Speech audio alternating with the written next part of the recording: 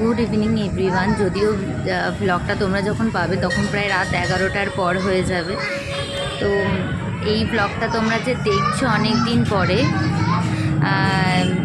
আর background মিউজিকটা একটু avoid করো। মানে আমি যখন এডিট করতে বসি রাজনীতা এত জোরে মানে চিৎকার চেঁচামেচি করে না, মানে এডিটিংটা মানে সুন্দরভাবে প্রেজেন্টই করতে পারে না। ও মানে ইচ্ছা করে এগুলো করে, মানে আমাকে রাগানোর জন্য। কী আর বলবো, এখনের মানে বাচ্চারা এত দুষ্ট, বিশেষত আমার মেয়ে মানে মারাত্মক লেভেলের দুষ্ট যদি হয়ে থাকে। মানে আমাকে যত মানে বিরক্ত করবে, খ্যাপাবে, মানে যা যা করে থাকে, যত অত্যাচার মায়ের উপরে। যাই হোক, মন্দিরটা দর্শন করো। মানে আসল কথা বলবো কি তার আগেই ব্যাকগ্রাউন্ড মিউজিক নিয়ে অর্ধেক কথা বলে ফেললাম। দেখো, এই মন্দিরটার নাম হলো দুর্গাবাড়ি। আমার মনে হয় তোমরা অনেকেই মানে গিয়ে থাকবে এই মন্দিরটাতে। মন্দিরটার অ্যাড্রেসটা আমি বলে দিচ্ছি। এটা হলো বাইপাস ধাবা থেকে না অনেকটা যেতে হবে, বেশিটা না, যদিও স্কুটিতে আমরা গেছি, মানে বেশিটা না। আর দেখো ভিউটা দেখো, পাশে একটা কি সুন্দর লেক আছে, মানে এত সুন্দর এখানে। মানে লেকটা দেখো, মানে মিডিলে আবার সুন্দর ঝর্ণাও আছে। ওই পাশে তো থাকবে মা দুর্গা। পরিবেশটা এতটাই সুন্দর, মানে কোন দেবদেবী নেই, মানে মন্দিরের মধ্যে সব রকম দেবদেবী আছে।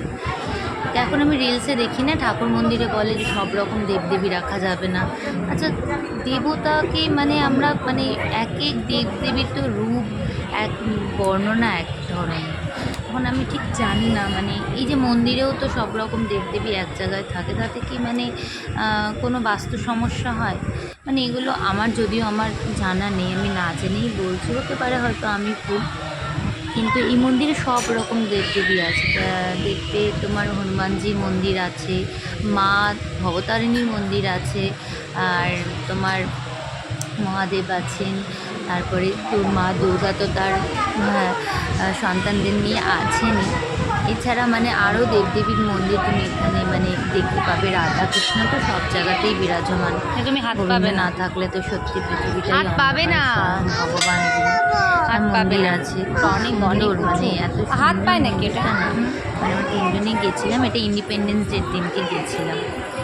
মন্দিরটা দেখে জানিও, বা তোমরা গিয়ে জানিও কেমন হয়েছে, তাহলে তো জানতে পারবো যে আমি তোমাদের যে মন্দিরটা দেখালাম, দেখানোটা সার্থক হলো। এটা লেফট সাইডে বাইরের দিকটাতে, এটা অন্য জায়গা আর কি, মন্দিরের পাশে।